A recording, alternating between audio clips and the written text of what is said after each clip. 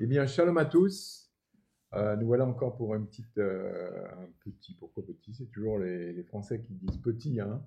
Ma petite dame, mon petit monsieur. Non, on va faire une belle étude sur la belle histoire d'Israël et on va remettre un peu les dates dans l'histoire d'Israël. C'est ça qu'on va faire ce matin. Les dates, le nom des prophètes. Et puis, on va mettre les détails euh, qui nous intéressent quand on fait la lecture pour savoir pourquoi on en est arrivé, par exemple, on va le voir à la fin, pourquoi il y a l'histoire des Sadducéens et des pharisiens. Et donc, ça nous permet, après, quand on lit la Bible, moi je l'ai expérimenté, de bien comprendre ce qu'on est en train de dire. Alors, on va voir un peu. Je commence, hein, je suis parti. Alors, je vais vous montrer j'ai un document que aujourd'hui j'ai une Bible online euh, qui, euh, qui est différente, qui s'appelle Accordance, mais à une époque j'avais une concordance comme ça qui s'appelait Bible Online, et dessus il y avait un document que j'ai eu, heureusement j'ai eu la présence, elle était online, et je l'ai copié, c'est crash course in Historia avec tout le nom des prophètes et tout ça. Tout, il y a tout, c'est toute l'histoire d'Israël avec un super graphe. C'est des écoles, comment c'est, des instituts baptistes, je crois, aux États-Unis qui ont fait ça.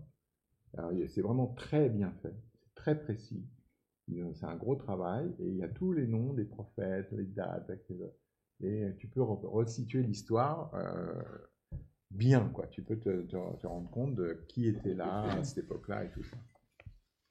Donc en fait, pour bien comprendre, même jusqu'à l'histoire de la Brit Hadasha, hein, comme je vous dis, à la fin, le but, c'est pas le but, mais un des informations très importantes, c'est de savoir pourquoi il y a une dispute entre les Sadducéens et les pharisiens, par exemple. Ça fait ressortir, et on va le voir à la fin, ça fait ressortir l'esprit dans lequel, qu'est-ce qui se passait politiquement et entre les frères juifs à l'époque de Yeshua et 30 ans avant la destruction du temple. Donc, mais il faut repartir de assez loin, il faut même repartir du roi David pour ça. Donc au début, on va donc parler ça commence avec le roi David. Le roi David, lui, il établit le royaume avec les 12 tribus.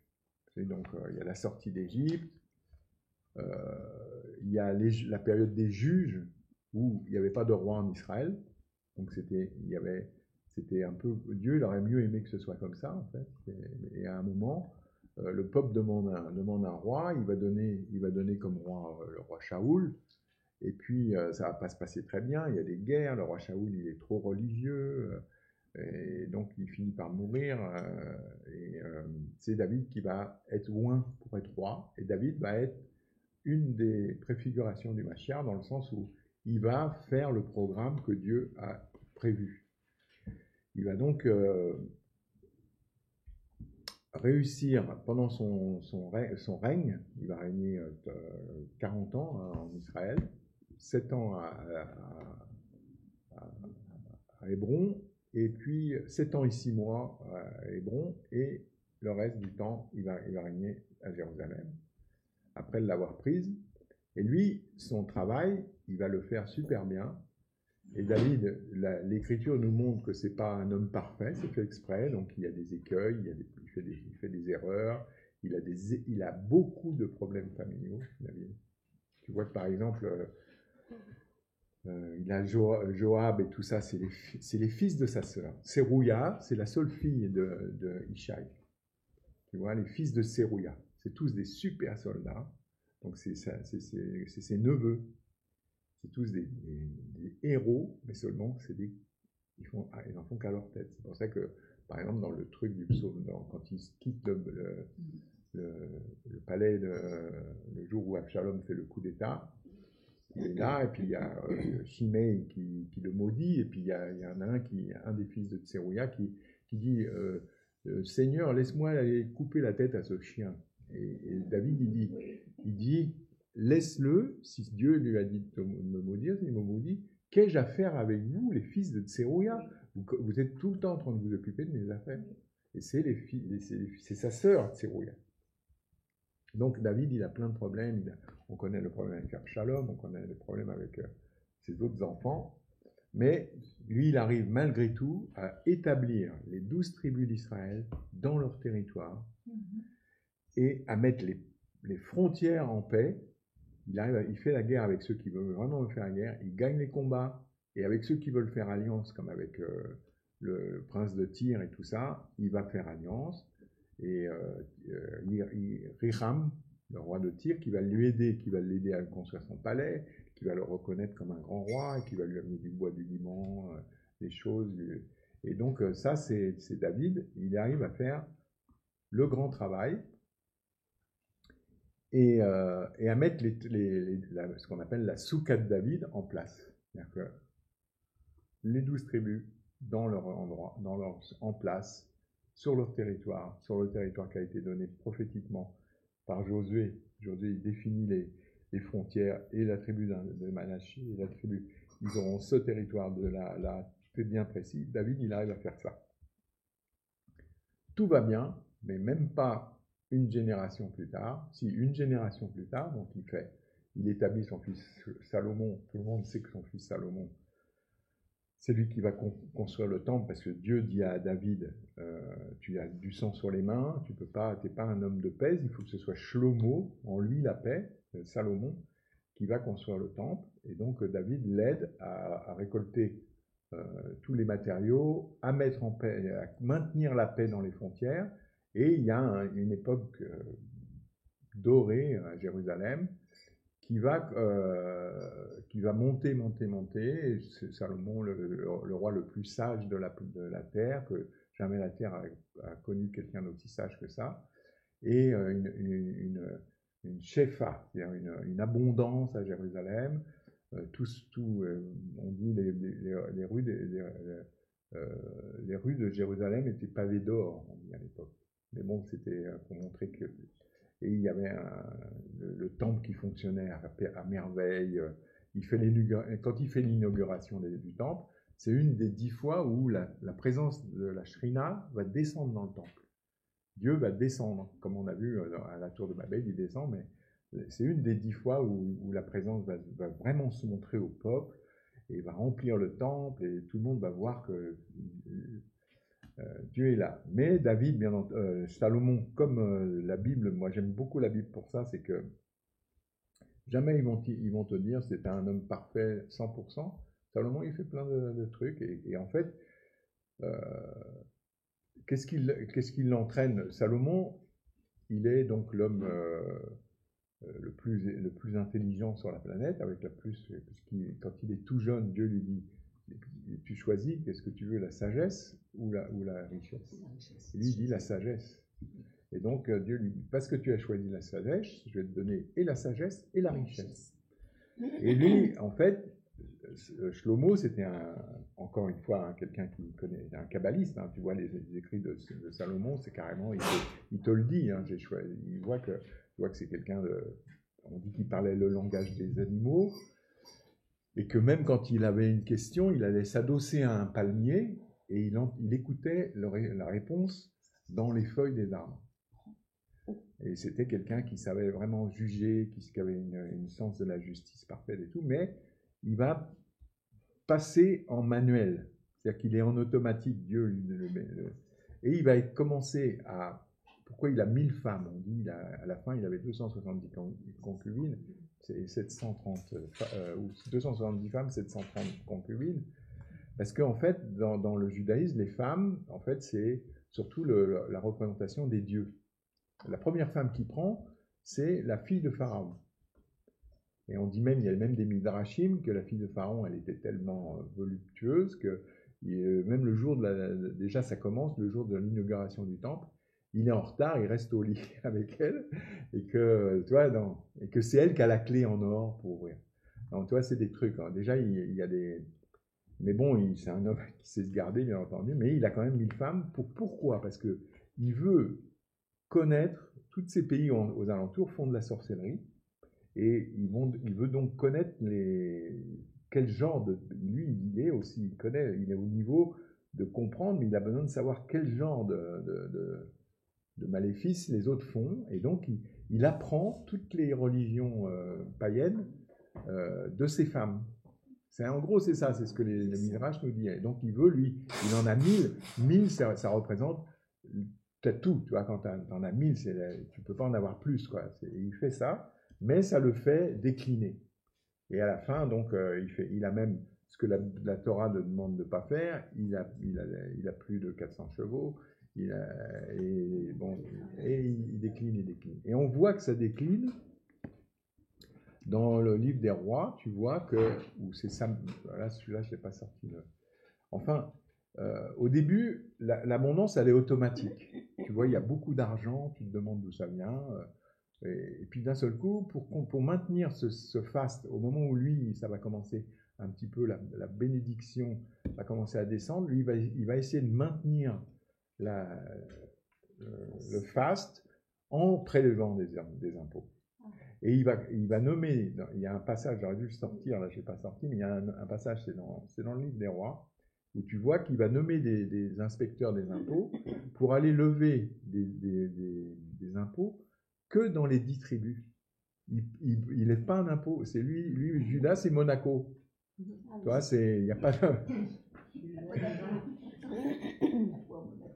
tu vois, il n'y a pas d'impôt. Et donc... et les autres, ça commence à murmurer, bien entendu. Et c'est pour ça que dès que son fils arrive, là, donc David, pour les repères temporels, c'est moins 1000. Hein, le règne de David, il commence un petit peu avant, mais David, c'est le repère, c'est moins 1000.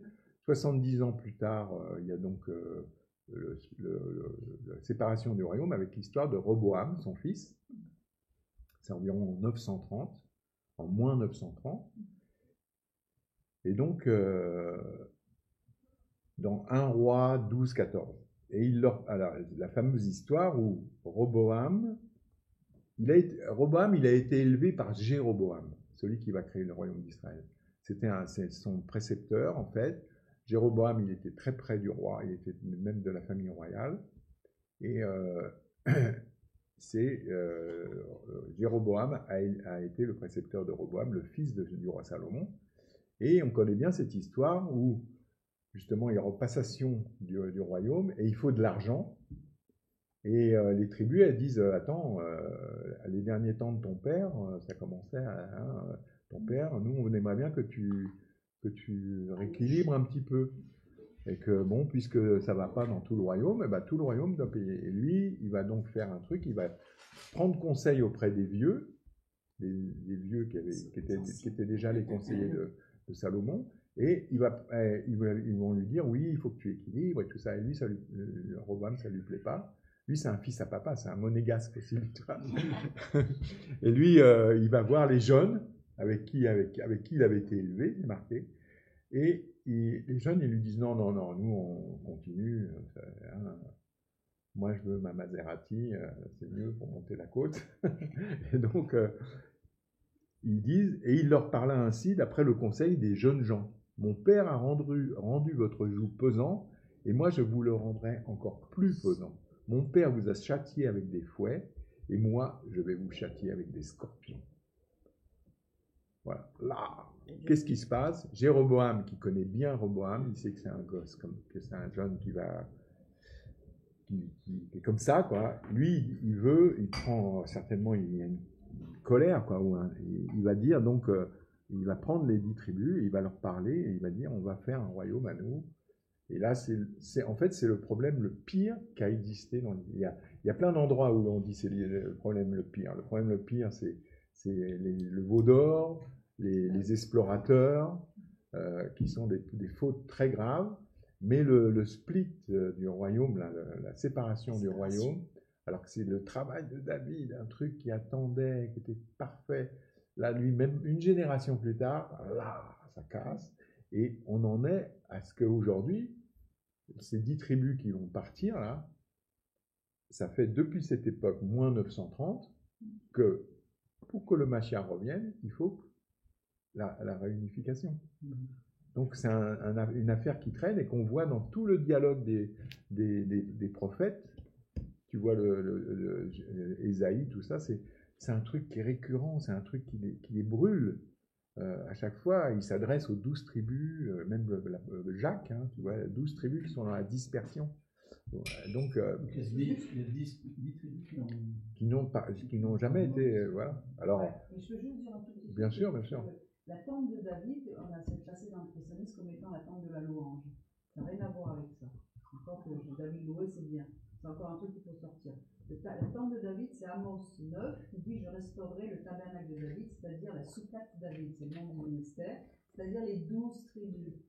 D'accord? Donc changer, switcher, parce qu'encore une fois c'est passé dans une autre interprétation, c'est la restauration de la Vierge d'Israël, c'est-à-dire les 12 tribus que l'on retrouve tout dans l'Apocalypse. Ok? Donc que ce soit... Ouais, mais ça c'est très important de comprendre ces trucs-là. Donc ça va mal tourner.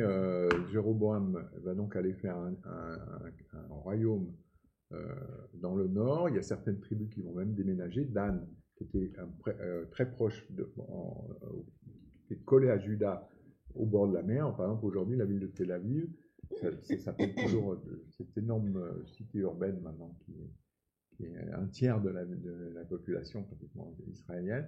Ça s'appelle le Gouche Dan, c'est toujours la partie de Dan, c'est-à-dire le territoire de Dan, ça veut dire. Le conseil régional de Tel Aviv s'appelle Dan, parce que c'est sur le territoire de Dan avant le split.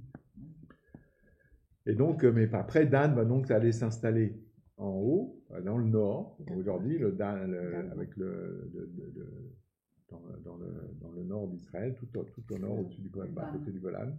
Et il y a Tel Dan, qui est vraiment très à la sortie des fleuves qui alimentent le Kinneret. Et donc, on voit ça en moins 722, commence l'exil. Après avoir toutes les histoires, je vous passe toutes les histoires des guerres internes entre Juda et Israël. Ça, il faut bien comprendre quand tu lis la Bible. Moi, au début, je lisais la Bible, je ne comprenais pas. Je croyais que c'était pour ne pas faire de répétition dans le texte. On te disait Juda et Israël. Non, il y a vraiment une guerre entre les deux. Et Juda, c'est Juda. Et Israël, c'est le roi Akab et tout ça. Et tous les autres rois qui ont complètement dérivé, jusqu'à Akab, qui était marié avec une sorcière, en fait. Hein. Jézabel, c'était une sorcière. Qui avait sous ses ordres 400 prophètes qui faisaient des sacrifices et des choses incroyables. Hein. C'était très très grave hein, ce qu'ils faisaient. Hein. Il y a des textes, tu vois, et pour prendre de la force pour aller à la guerre, il faisait passer ses enfants par le feu. Moloch et tout, ils adoraient Moloch et tous les... Donc c'est quelque chose de très très grave qui s'est passé. Et comme la parole de Dieu le dit, si tu t'écartes, bah, tu vas partir, et c'est un autre qui va prendre tes champs, c'est un autre qui va prendre ta maison, et l'olivier et le figuier que tu auras planté, bah, c'est les autres qui vont les récolter, et puis voilà. Donc, en moins 722 commence l'exil avec ce qu'on appelle les Assyriens. Les Assyriens, c'est un énorme empire qui se crée d'un seul coup avec tout un tas de peuplades qui étaient déjà en place, mais elles vont s'unir. Et eux, c'est des gens qui s'aperçoivent qu'ils ne sont pas très cultivés par rapport aux Égyptiens, par rapport aux fils d'Israël. Eux, ils ont besoin d'une culture. Donc, ils vont créer un dieu qui s'appelle Ashur, et ça devient les Assyriens, hein, Ashur, et ils vont tous s'appeler Ashurbanipal, Ashur. Les rois, c'est tous des demi-dieux, et ils ont besoin d'une culture, et ils veulent grandir encore, ils veulent grandir, et ils deviennent très puissants, c'est des excellents soldats, hyper violents, hyper cruels. Et donc, ils ont beaucoup de puissance au combat, et pour les autres, comme les rois Akab et tout, quand ils doivent leur faire la guerre, c'est complètement démesuré comme guerre. Tu vois, par exemple, il y a une fresque qui est au musée d'Israël, la prise de Lachish, de la ville de Lachish, très très belle fresque en terre, hein, c'est l'original hein, qu'ils ont trouvé, ils l'ont amené. où tu vois, il y a même en première ligne, il y a des archers. Après, il y a des types avec des slingshots, avec des frondes. Et tu les vois, ils sont tous en ligne comme ça. Ils ont des machines, des machines qui avancent comme les Romains pour monter sur le rempart. Ils ont des béliers et tout. C'est il y a 27 siècles, hein, hyper organisé. Et après, ils ont une technique. Ce qui se passe avec l'exil, c'est qu'ils prennent la population, ils tuent les soldats, tous ceux qui s'opposent, ils sont tués et tout, et après, ils prennent les gens et ils les exilent. Ils font un croisement de population. C'est-à-dire qu'ils vont emmener, c'est marqué, et, là, dans 2 Rois 14, 23, et Israël a été emmené captif loin de son pays en Assyrie, où il est resté jusqu'à ce jour. Ça, c'est 2 Rois 14, 2 Rois 15, du temps de Pécar, donc le roi d'Israël qui s'appelait Pécar. Tiglath-Pileser, donc c'est le commencement de l'exil, c'est Tiglath-Pileser, après c'est Sargon. Et Tiglath-Pileser, roi d'Assyrie, vint et prit l'Iron, Abel-Beth-Maca, des villes, Ratsor, Galad et toute la Galilée, tout le pays de Nephtali, donc ça c'est tout, Nephtali c'est la tribu qui est tout autour du lac de Tibériade, et il emmena les captifs, les habitants en Assyrie. Alors ça c'est à l'époque, les prophètes qui sont de cette époque, c'est Amos, Michée, Osée et Ésaïe. Donc quand vous lisez Amos, alors il y a Amos, dans certaines sources, on dit que c'était ou le père de Ésaïe. Amos, ça aurait été ou le père de Ésaïe ou Ésaïe lui-même. En tout cas, c'est de la même lignée. Et après, Michée, Osée. Donc tout ça, c'était des gens qui habitaient Jérusalem et qui sont témoins de la disparition des 10 tribus. Donc eux, c'est des Judas. Ils sont à Jérusalem, surtout Ésaïe, et ils voient les frères qui sont en guerre avec eux, mais ça leur prend leur trip. Imagine, tu es disputé avec ton frère, mais tu vois qu'il a des graves problèmes et tu le vois qu'il va partir.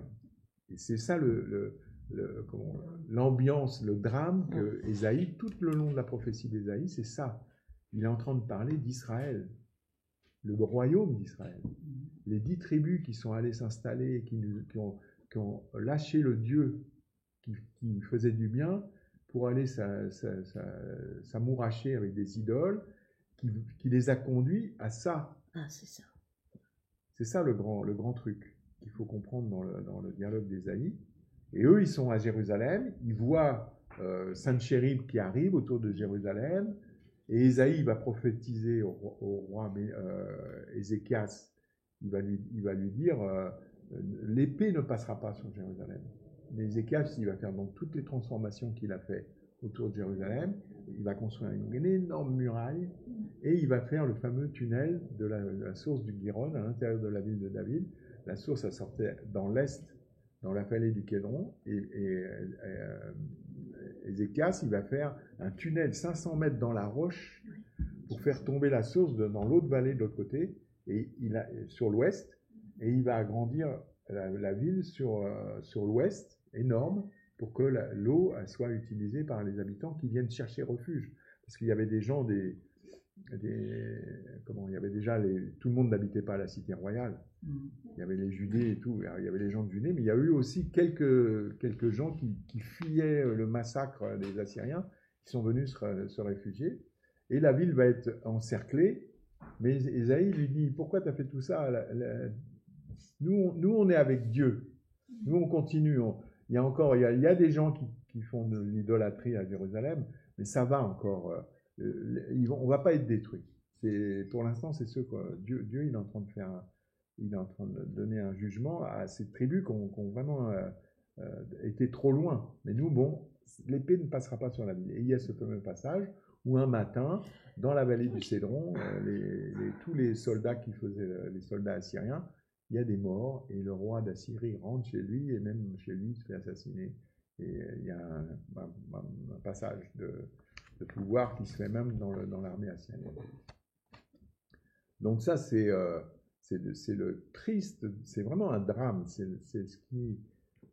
c'est ce qu'on attend jusqu'à aujourd'hui. Vous vous rendez compte que la promesse, c'est que Apocalypse et la Jérusalem céleste, elle descend du ciel avec 12 portes, 12 perles portant les noms des 12 tribus d'Israël.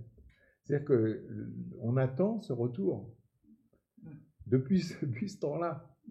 C'est un truc, et dans la prophétie, c'est partout, tu vois, et nos frères des 10 tribus. Parce que c'est une unité. Dieu, il a fait 12 tribus, c'est pas pour rien. Nous, le nom Soukot David.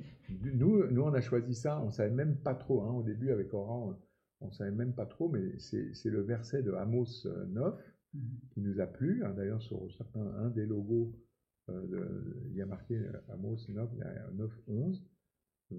Ayom Aou, Hakim et Soukat David Anofelet. Dans le verset, c'est et en ce jour, je relèverai la tente de David qui est tombée. C'est ça. Ça, c'est Amos. Et donc, Amos, alors toi, regarde, c'est très intéressant parce que Amos, il est témoin. Donc, lui, il vit à l'époque de l'exil. C'est un des 4 prophètes principaux de l'époque. Et il prophétise déjà, il voit le truc, et il prophétise déjà qu'un jour, il va relever la tente de David. Mais c'est pas arrivé jusqu'à aujourd'hui. Alors, il ne se trompe pas. Un prophète, ces prophètes-là, c'est pas des gens qui disent je crois que l'année prochaine, je vais acheter une maison. Non, c'est pas ça, ces prophètes-là. C'est des gens. Il y en a même, tu vois, par exemple, Ézéchiel, il tombe quand il y a une prophétie. Il tombe il tombe 3 jours. Il dit je suis tombé sur le bord du fleuve 3 jours. Parce que quand la parole de Dieu, c'est vraiment un prophète, c'est un truc. Tu ne peux pas t'empêcher de parler. C'est pas toi qui parles, c'est Dieu, il utilise ton corps, ta langue. Et après, tu as tous les ennuis. C'est sur ça. Mais en tout cas, c'est... Et donc, voilà, ça, c'est le chose le pire qui a pu exister. Et donc, ça continue. Donc, qu'est-ce qui va se passer? C'est que, à partir de ce moment-là, déjà, toute la campagne autour d'Israël, à part Juda, qui est tout le temps obligé de faire Juda est obligé de faire des alliances avec ces espèces d'occupants, mais ils sont plus aussi libres qu'avant. Tu t'imagines, quand il rentre chez lui, Sennacherib, avant que ça se passe mal pour lui, il dit un truc, il dit « J'ai pris toutes les tribus d'Israël et j'ai laissé le roi de Juda à Jérusalem comme un oiseau dans sa cage. » Il dit ça. Tu le vois, il y a les récits de ses batailles. J'ai laissé le roi Ézéchias, comme un oiseau dans sa cage. Et donc après, tu penses bien, un tout petit royaume comme ça, Juda, en haut du rocher de Jérusalem, avec tous les autres en bas. Donc il y a eu pendant 200 ans encore ils étaient obligés de faire des alliances, et puis l'autre, il venait prendre de l'or dans le temple, et puis, tu vois, mais ça a maintenu. Et donc ça maintient jusqu'en... Donc l'exil des 10 tribus, c'est environ de 520, ça commence d'après mon graphe, c'est de 722 jusqu'en 730 environ, ça s'étend sur 8 siècles, sur 8 ans. Et c'est très très dur. Je continue avec ça, c'est l'exil, donc ils prenaient les gens, et ils les emmenaient, ceux qu'ils avaient décidé d'emmener, pas seulement pour qu'ils soient en esclaves, c'était pour les emmener dans une province qu'ils avaient décidé de développer, mais loin. Pourquoi loin? Parce que quand tu amènes des gens, alors ils les faisaient marcher 3, 4, 5 mois, il y a des images, il y a des trucs, même sur la graphe, sur la fresque du musée d'Israël. Tu sais, quand tu vois les esclaves africains, ils ont un anneau autour du cou avec une chaîne. Là, eux, ils mettaient un crochet dans la mâchoire. C'est-à-dire que si tu tombes que tu es fatigué, c'est terminé. Ah non, ça c'était les Assyriens, ils étaient d'une violence terrible. Donc quand tu arrives de l'autre côté en Assyrie, alors il y a des endroits où on pense ils les ont emmenés à l'extrême est de la Turquie, peut-être en Afghanistan, on ne sait pas exactement, ils les ont mis là-bas. C'est un peu trouble l'endroit où ça a été. Et donc tu arrives, c'est sûr qu'au moins pendant 2-3 générations, tu n'auras pas envie de dire ouais, on va refaire un royaume, je vais faire un... Non, non, ils ont tout oublié, les gens, ils sont en choc.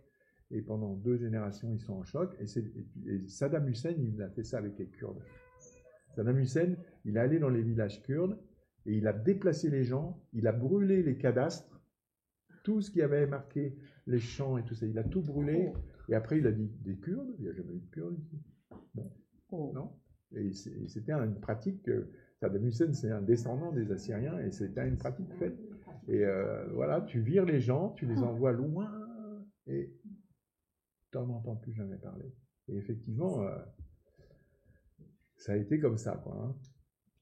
Alors, on continue. Pendant 200 ans, non, c'est en 600, l'exil, il commence en moins 605. L'exil les 70 ans d'exil de Babylone, cette fois. Donc, le royaume de Juda, il survit sur son truc, mais il périclite. Il y a beaucoup d'idolâtrie, il y a beaucoup de choses. D'ailleurs, quand tu visites la ville de David, il y a un endroit où, avant la destruction de la ville de David, quand tu commences à descendre dans la tour, il y a quelques photos là. Il y a une planche de photos où tu vois qu'est-ce qu'ils ont trouvé dans ce trou là, où tu descends à la source. Ils ont trouvé plein de sédiments qui avaient été bouchés. Il y a même une bergerie en haut pour boucher le truc. Mais quand ils ont commencé à déboucher, il y avait des tonnes, des camions entiers de... Et ils ont trouvé plein de choses, parce que c'était tous les trucs qui descendaient de la ville, la destruction. Et alors, il y a des morceaux de poterie, des poteries qui gardaient l'huile pour le temple, parce que c'était à côté du temple, pour la farine, pour les trucs, les petits crochets pour la robe des prêtres et tous les trucs. Ça, c'est un côté. Et puis de l'autre côté, tu vois toutes les idoles qu'ils ont trouvées. Ils ont trouvé toutes les Astartés. Parce que les Astartés, c'était surtout pour les femmes qui voulaient avoir un enfant. Alors, elle n'avait pas d'enfant ou elle voulait avoir un fils. Au lieu d'aller monter au temple, elle allait voir les vaudous parce que autour il y avait toujours les Jébusiens et tout. David, il n'avait pas fait un massacre avec les Jébusiens. Ils étaient là. Il y avait encore des restes des Philistins même qui étaient là et eux ils faisaient du vaudou et tout. Donc tu voulais avoir un enfant, tu allais voir le vaudou, il te donnait une idole. Et à l'intérieur de la cité royale de David, tu te retrouves des idoles à 500 mètres du temple. Donc, c'est ça qu'a fait que c'est le dialogue de Jérémie, le dialogue du prophète Jérémie. Donc, l'exil commence de Babylone avec le siège de Jérusalem par Nebuchadnezzar, commence en moins 605, et il va y avoir les fameux 70 ans prophétisés par Jérémie, ça revient en 535. Et les prophètes de l'époque, c'est Nahum, Sophonie, Habakkuk et Jérémie. Nahum, Sophonie, Habakkuk et Jérémie. Donc le plus grand, quoi. C'est tous des grands prophètes. Mais celui qui est le plus connu et qui fait la prophétie la plus grande, c'est Jérémie. Et dans la prophétie de Jérémie, c'est super fort. Il y a à la fois de l'histoire, et il y a à la fois où Jérémie décrit ce qui se passe avec les types qui mentent au roi. Le roi, il est entouré d'un tas de menteurs qui lui disent tout un tas de trucs. Et Jérémie leur dit, non, vous êtes des menteurs. Vous savez que là, cette fois, l'autre fois, avec les Assyriens, Juda a été épargné parce que Juda était encore... le roi, par exemple, Ézéchias, c'était un bon roi qui faisait attention à son peuple, qui entretenait le temple et tout. Là, vous êtes des idolâtres. Dieu ne va pas, cette fois, non. Cette fois, on ne va pas passer à côté. Non, tu es un menteur, Jérémie, et tout. Alors, on le met dans la fosse. Et lui, Jérémie, on ne sait même pas comment il a fini. Non, on ne sait pas. Jérémie, on pense où il a été envoyé en exil, ou alors il a été, il était repéré comme étant un agitateur. Il est possible qu'il l'ait envoyé en Égypte, les Babyloniens. Il l'a envoyé dans une espèce d'endroit où on ne sait pas comment il a fini exactement, Jérémie. Parce que, c'était un type il avait la parole. En tout cas, lui, il va... oui, il y a une des prophéties de Jérémie où Dieu lui dit « Va vers la maison d'Israël ». Alors, quand tu lis, mais qu'est-ce que ça veut dire? C'est-à-dire que plus de 100 ans après l'exil des 10 tribus, Dieu lui demande d'aller vers la maison d'Israël. Et on dit dans certains commentaires qu'il serait allé physiquement dans la direction où ils sont partis en exil. Il serait parti faire un voyage, voir s'il y avait encore des traces. Parce que pourquoi il dit ça, pourquoi Dieu lui dit ça, c'est que c'est encore une fois rassembler les tribus. Si on était les 12, on n'aurait pas ce problème-là. Maintenant, à nous deux, les deux tribus qui restent, Judas, Lévi, un petit peu de Benjamin, on ne peut rien faire. Mais va vers la maison d'Israël. Si des fois tu les trouvais, ça irait, quoi. Mais là, c'est pour ça qu'après Jérémie, il dit non, c'est trop tard, le temple va être détruit. Donc il prophétise. La prophétie de Jérémie, c'est carrément magnifique, quoi. Hein. Il prophétise à la fois tout ce désastre et puis toute la revival, tout ce qui va se faire. Et le mot Tel Aviv, par exemple, c'est dans Jérémie. Il dit, vous renaîtrez de vos ruines, Tel Aviv. Tel, c'est les ruines, comme une ruine, un tel c'est... Et Aviv, c'est le printemps, la renaissance. Donc le mot Tel Aviv, c'est pris dans le prophète Jérémie. Et, oui, il en est Tel Aviv maintenant. Ah ouais, bien sûr. Ouais, mais ça fait rien, quoi. Ça retombe. Ça retombe. L'emblème de... Ouais, tu vois, par exemple, Tel Aviv, c'est l'endroit où Jonas va s'échapper. Le prophète Jonas. Quand tu veux... Ouais, faut pas aller à Ninive. Quand tu veux fuir Dieu, tu vas à Tel Aviv. Il va à Yafo, il va prendre le bateau à Yafo, et en fait, c'est Tel Aviv. Quand tu veux fuir Dieu, tu vas là.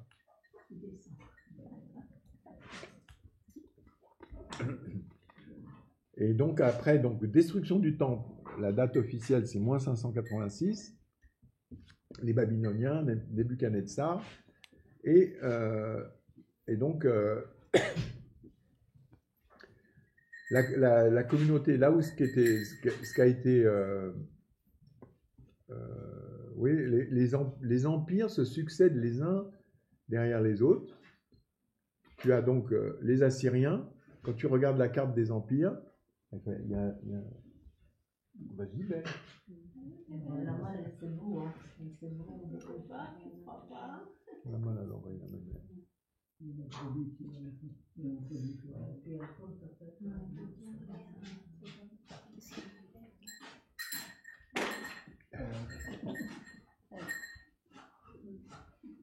Ouais, quand tu regardes les cartes des empires successifs, tu vois l'empire assyrien, l'empire babylonien, l'empire perse et mède, l'empire grec, c'est toujours le même endroit.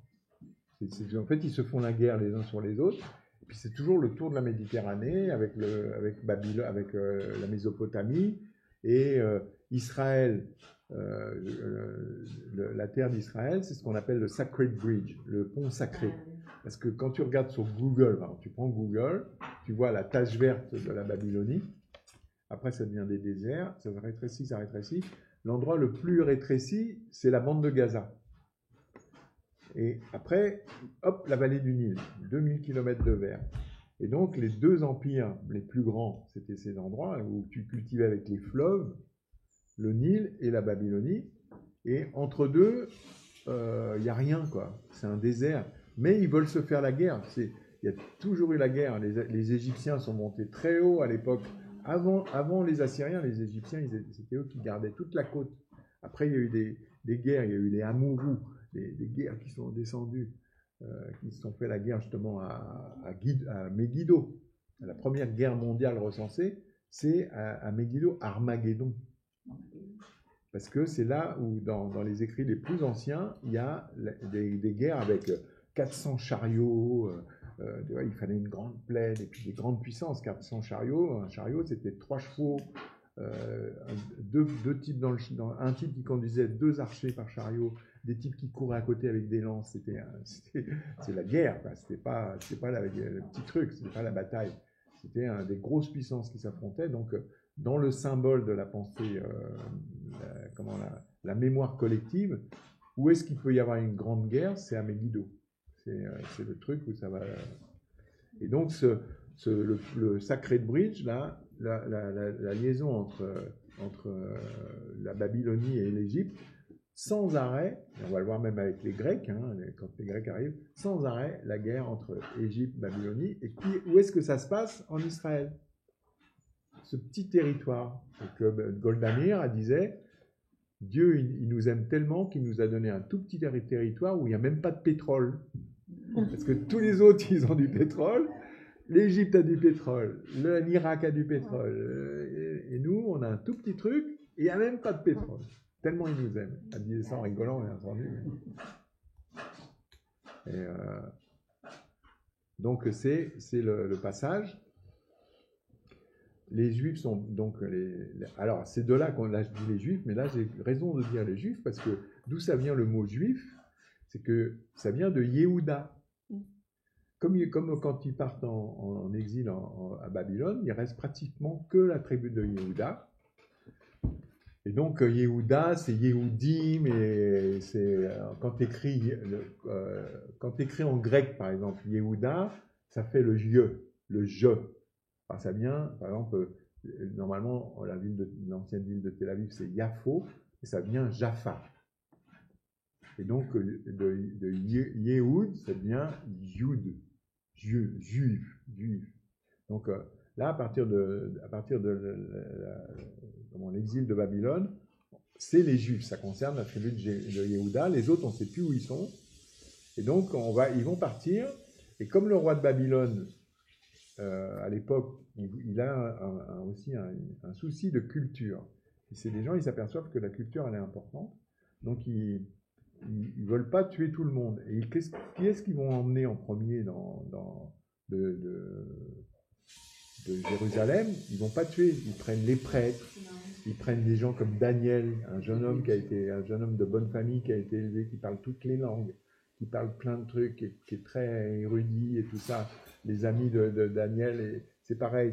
Donc il va prendre ces gens-là, il va les mettre dans un contexte où ils ne vont pas être des esclaves et où ils vont mettre de la culture. Parce que les autres, ils savent construire des trucs, mais ils n'ont pas la culture.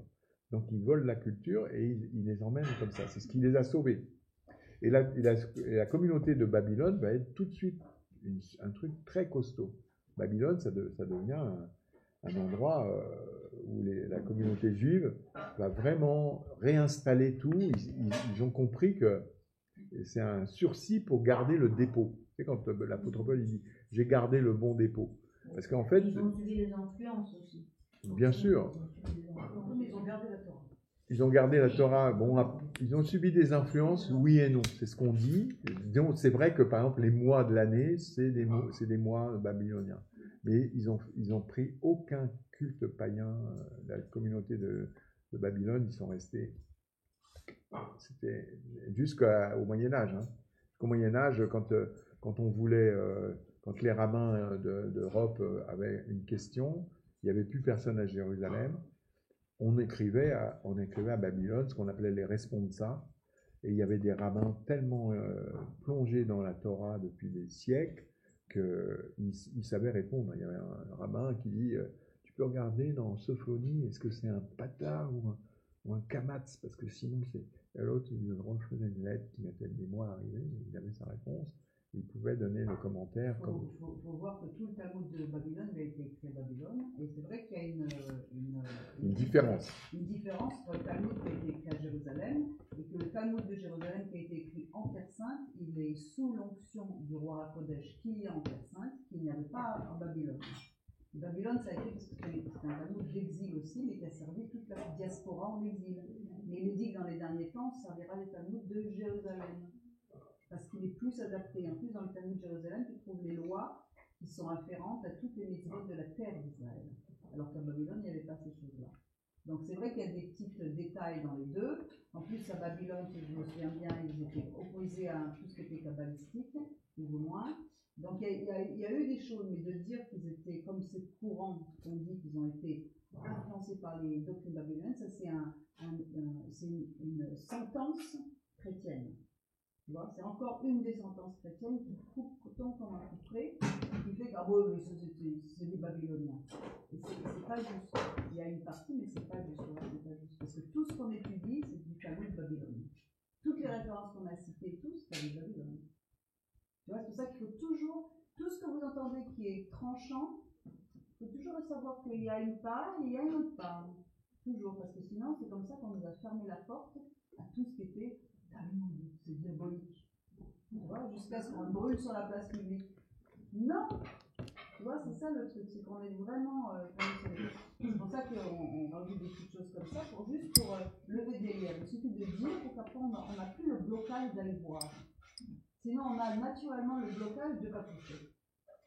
C'est ça qui nous a mis l'Église dans l'état dans lequel elle est. Au niveau doctrine, je parle. Donc ces 70 ans d'exil, on voit que 70 en plus, encore une fois, ouais. Tout est une préparation pour les nations. C'est une communauté juive qui est en dehors d'Israël et qui en plus va servir à l'autre exil qui va arriver, où là ça va, parce que le Talmud il est écrit, les gens, tous ces grands prêtres et tout ça qui sont arrivés en Babylone, ils ont dit, le roi Nabuchodonosor, il aurait été un tout petit peu plus fou, il nous zigouillait tous, et toute cette loi orale qu'on transmettait dans des études justes entre prêtres et tout ça, ben, elle aurait disparu. On aurait peut-être retrouvé un rouleau de Torah, mais un rouleau de Torah sans la loi orale, il n'y a rien dedans, quoi. C'est une belle histoire. Et pour vraiment comprendre qu'est-ce qu'il y a derrière, il faut cette loi orale. Il faut l'âme, c'est l'âme. La loi orale, c'est l'âme de la Torah. Et d'ailleurs, on voit que Moshe au Mont Sinaï, il ne reçoit pas la Torah, il reçoit les Torah. Torot. C'est au pluriel. Il reçoit les Torot. La loi orale, la loi écrite et l'interprétation de la loi orale qui est la loi écrite, qui est le Sod, qui est le Zohar. Le Zohar. Considéré dans le Zohar. Et donc après, au niveau des temps, la loi écrite, c'était dans le désert. Et après, le Talmud, il est apparu à une époque où le peuple allait être en exil. Et puis maintenant, on est à l'époque où ça va se reconstruire. Et là, il faut le secret. Tu vois, le Talmud, il a servi vraiment le Sod. Dont la valeur numérique de Sod est 70. Comme par hasard. Comme le vin que Yeshua change en l'eau changée en vin. C'est-à-dire qu'il te donne l'eau qui est la base, et il va transformer avec le Sod du secret, c'est-à-dire le vin nouveau qu'on boira avec lui, qui sera encore une autre dimension de révélation, où il y aura des mitzvot de la Torah écrites qui seront plus besoin. Tout est, il faut comprendre, c'est comme si on avait des couples russes qui sont l'une dans l'autre. Tu vois, et nous on est restés au bébé. Alors qu'il y a tout, il y a des mondes, il y a tout qui nous entoure, on a des richesses. Mais il forme le 70, voilà, mais il forme le 70, et il forme ce, exactement. Tu vois, ouais. Exactement. Et le 72 ans. Ça c'est le nom de Dieu, c'est le nom étoilé de Dieu décomposé. Ouais, ça c'est le nom de Dieu. Donc après l'exil qui dure donc 70 ans, il va y avoir donc il y a là pendant l'exil donc qui est-ce qui part en exil? Il y a donc pendant ces 70 ans, il se passe les derniers prophètes. Il n'y a qu'une partie du peuple. Bah, c'est tout Juda, et il y a que quelques, c'est surtout ils emmènent les notables, les paysans et tout ça de Jérusalem, il y en a qui restent, mais les vieux, et tous ceux qui vont vivoter, ils vont prendre des femmes étrangères. Ouais. C'est pour ça que Néhémie et Ezra, quand ils rentrent, ils vont devoir faire une séparation. Et donc ceux qui sont... Le temple est complètement détruit en moins 586, mais là il est complètement détruit. Excuse-moi, je faisais juste un aparté, il faudrait qu'on trouve le moyen de faire la cité de David dans le cours de géographie. Là, je voudrais vraiment vous écouter ça. Parce que ça va rejoindre exactement ce qu'explique aussi Shaul sur ça. Donc, il faudrait qu'on trouve le moyen. Ouais, on va y penser. Ce soir, ça serait bien. Non. La date de la destruction du temple. Moins 586. Ce soir, si on veut, ça fait un très bel Erev Shabbat. Ouais. La ville de David. Tout à l'heure, Donc les prophètes qu'il y a pendant les 70 ans, il y a Jérémie, ça commence en moins 627, et on voit que qu'au milieu de l'exil, il y a, on ne sait pas où il va. Après, ceux qui sont complètement leur prophétie pendant l'exil, c'est Daniel et Ézéchiel. Eux, c'est c'est les prophètes de l'exil. Et d'ailleurs, c'est pour ça que dans le Tanakh, dans la Bible juive, c'est pas marqué dans les prophètes, ils sont marqués dans les écrits. Parce qu'un prophète, il doit prophétiser en terre d'Israël. Sauf Ézéchiel. Sauf Ézéchiel qui a été... Parce qu'Ézéchiel, c'était aussi le prophète de la Galoute, et les gens étaient tellement désespérés parce qu'il n'y avait plus de temps, plus de père, exilés dans un... qu'il fallait que Dieu donne un espoir. Et qu'est-ce qu'il a fait? Il va donner à Ézéchiel, sans l'étudier dans le cours de Kabbale biblique, on voit qu'il est au-dessus du lac, ça veut dire qu'il est vraiment dans un mikvé.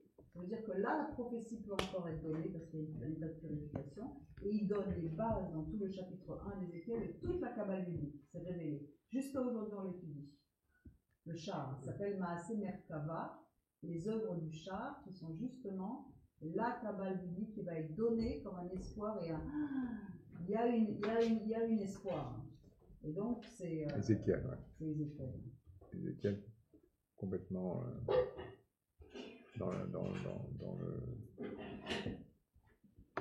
dans le spirituel complètement. Donc eux, ils sont là, ils sont pendant le... Ézéchiel, il était contemporain de Daniel, non? Si. Complètement. Et par exemple, Daniel, il vit, il est emmené tout jeune, donc on sait c'est un art, il a peut-être 17 ans, un truc comme ça. Et il est emmené tout jeune, il commence à Babylone, mais il finit à Suse. La prophétie, le livre de Daniel, ça s'étend c'est en Perse, en Iran. Parce que c'est ce que je vous disais, les empires, ils se succèdent. Les empires se succèdent, ils se font la guerre et puis ils reprennent leur territoire. Donc la capitale qui était à Babylone, l'empire perse, il va la déplacer à Suse. Et Daniel, le livre de Daniel, c'est 80 ans de prophétie. Hein. C'est pour ça, au début, il commence jeune à Babylone, où on essaie de brûler ses copains, là. Et puis après, ça se passe, tout le reste, c'est à Abednego, ouais.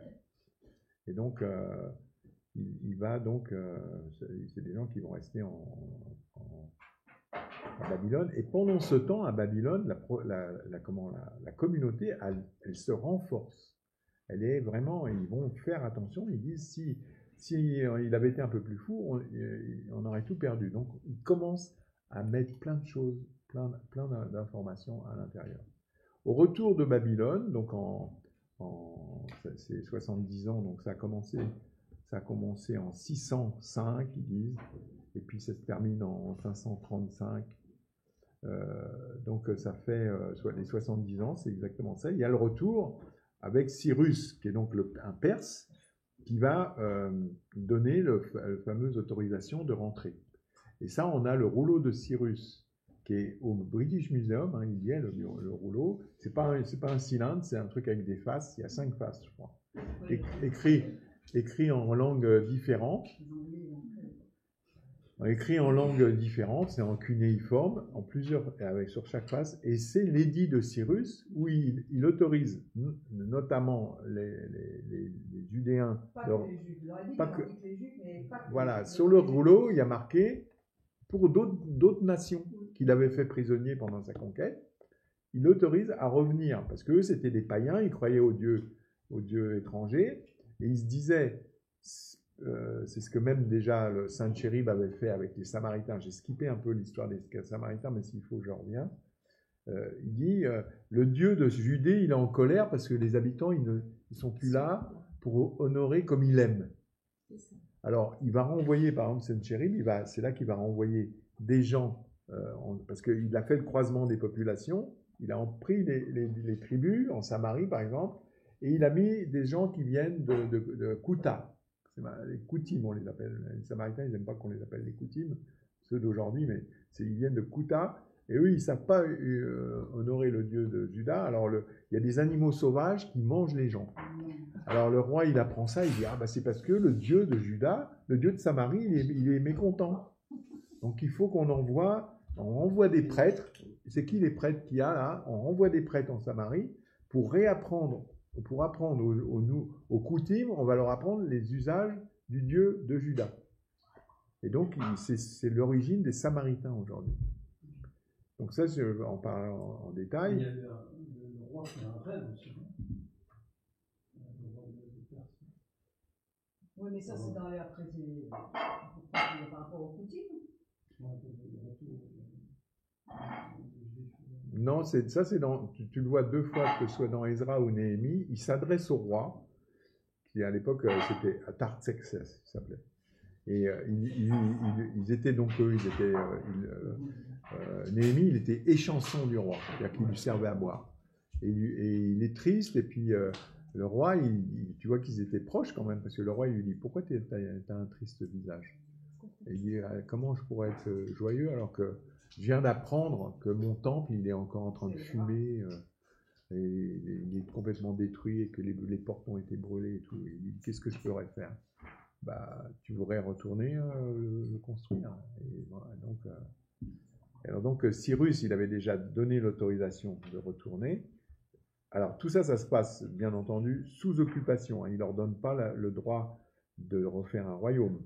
Il y a quand il retourne, le retour de Babylone, c'est un grand prêtre qui s'appelle Zorobabel. Zorobabel, c'est le grand prêtre qui va commencer à reconstruire le temple. Qu'est-ce qu'il va faire? Il n'a pas beaucoup de moyens. Après, Ezra et Néhémie, ils mettent un peu plus. Et lui, ce qu'il va faire, c'est qu'il va remettre en route le sacrifice. C'est le seul truc, le temple, c'est pas seulement la bâtisse, c'est ce qu'on appelle le Korban Tamid, un agneau le soir, un agneau le matin, un agneau le soir. Et c'est ça le temple, même si c'est pas beau, du moment qu'il y a un autel, que toutes les règles de la Torah sont respectées et qu'il y a des sacrifices, c'est le deuxième temple. Donc ça commence à partir de 500 et quelques. On a le temple alors là, c'est le deuxième temple, ça recommence. Alors en fait, on appelle aussi le temple d'Hérode le deuxième temple. Et là, si tu comptes les réparations, tu as le premier détruit par Nebuchadnezzar, tu as le deuxième rebâti par Néhémie, tu as le troisième que les Grecs et Asmonéens vont essayer de réparer également après que les Grecs les profanés. Tu as le quatrième qui est celui d'Hérode, ou le deuxième, ça dépend si tu comptes pas les réparations, et le cinquième ou le troisième qui sera celui de la vision d'Ézéchiel dans Ézéchiel 44. Mais disons que pour l'histoire officielle, c'est le début du deuxième temple. On appelle la période du deuxième temple. Voilà, la période du deuxième temple. Et là, les prophètes qui sont qu'on connaît, c'est Agé et Zacharie. Donc Zacharie, c'est celui qui fait la prophétie sur la résurrection des morts, hein, sur le mont des Oliviers et tout ça. Hein. Il y a des grosses choses qui se passent spirituellement. Hein. Il y a retour et des prophètes comme ça qui voient qu'il va y avoir une résurrection. Donc au niveau de la prophétie générale, il y a quand même des apports. Zacharie, la prophétie de Zacharie, c'est très puissant. Hein. Et donc, le temple est achevé. Après, au cours de la période, on a l'histoire de la reine Esther, qui donc elle est à Suse aussi, elle est chez les Perses. Tout ça, c'est le royaume des Perses, c'est l'empire perse. Et tout ce qui se passe à Jérusalem, c'est bien entendu sous contrôle perse. C'est pour ça que après, quand Ezra et Néhémie viennent, ils sont obligés de demander des autorisations et tout. Ils ont des gouverneurs qui les surveillent. Ils ne sont pas du tout en liberté. Hein. Et le tribut, et ils payent, les gens ils payent et ils sont ponctionnés par l'Empire perse, comme une province. Hein. Alors, et la reine Esther, elle, c'est environ en moins 478, ouais, moins 478, la reine Esther, donc qui elle il y a des rois qui sont, c'est Xerxès à l'époque, hein, qu'on appelle Arachvérosh en hébreu, Assuérus. Ouais, c'est dans l'histoire de la reine Esther, l'empereur là, c'est Assuérus. Et donc l'histoire de Pourim et tout ça, donc la situation, quand même, il y avait une extermination du peuple juif parce que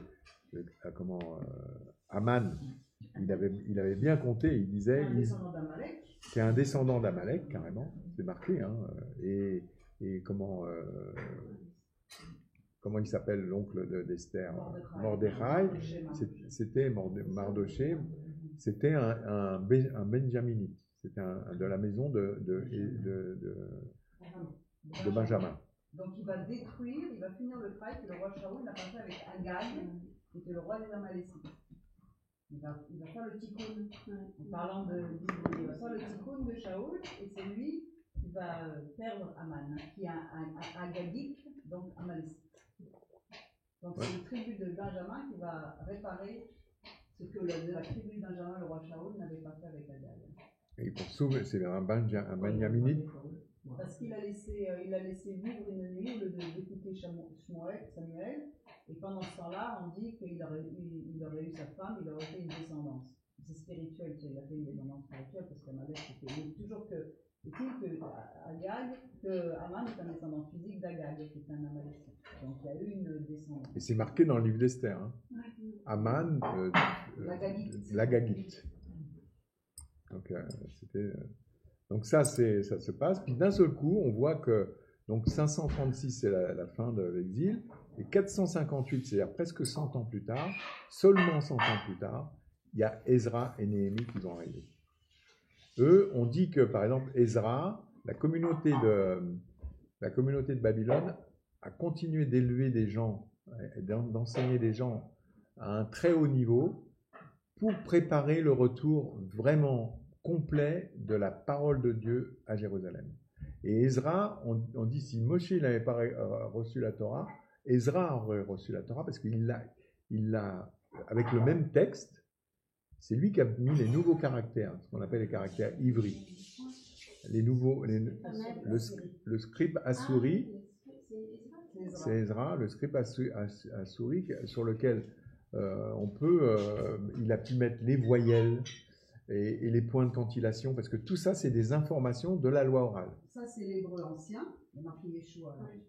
Et maintenant, le script Assouri, il est en hébreu normal. Mais c'est comme ça qu'on écrivait à l'époque.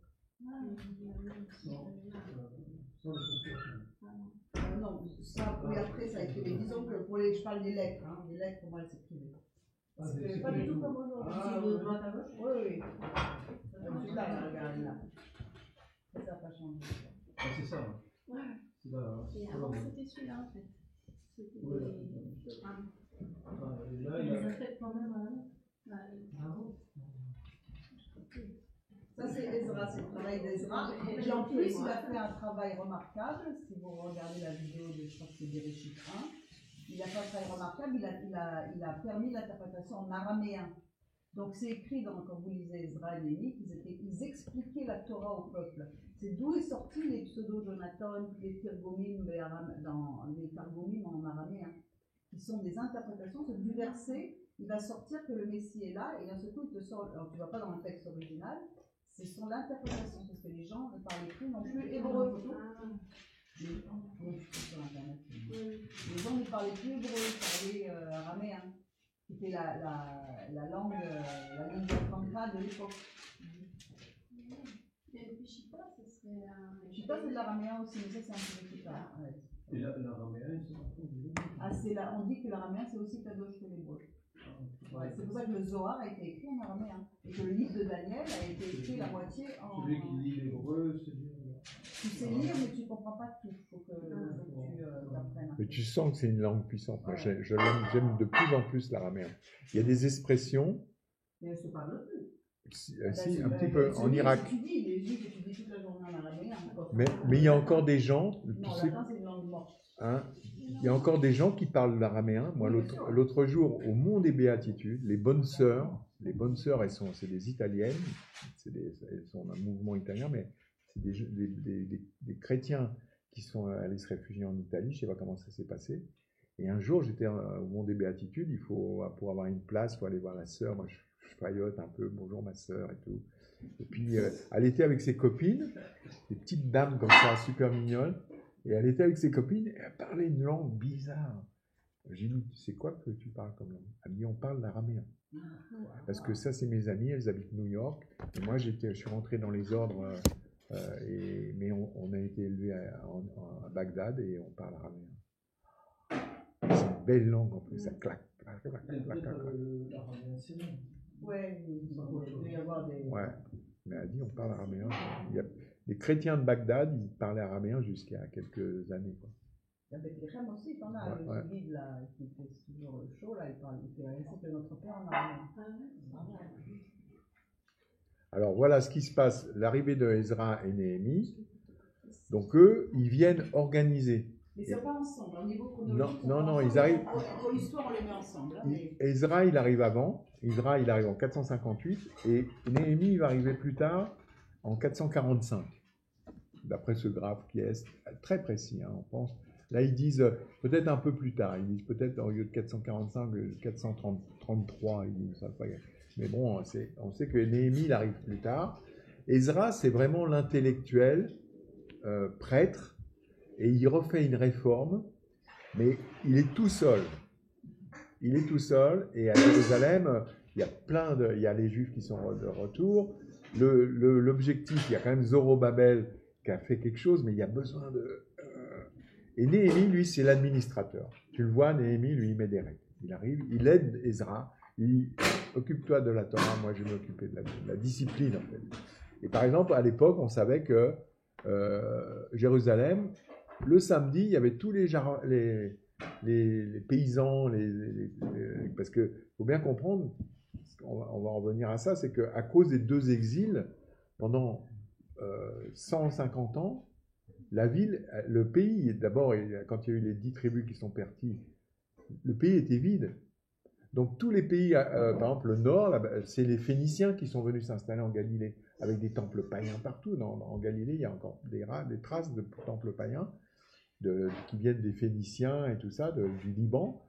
Et du sud, en Judée, il s'est installé des gens comme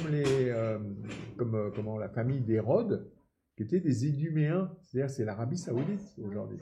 L'Idumée, quand tu regardes sur la carte, c'est au fond, là, tu as Eilat, tout au sud d'Israël, et sur la gauche, c'est le nord-ouest de l'Arabie Saoudite. C'est ça l'Idumée. Donc Hérode, il était là-bas, il était nabatéen et iduméen.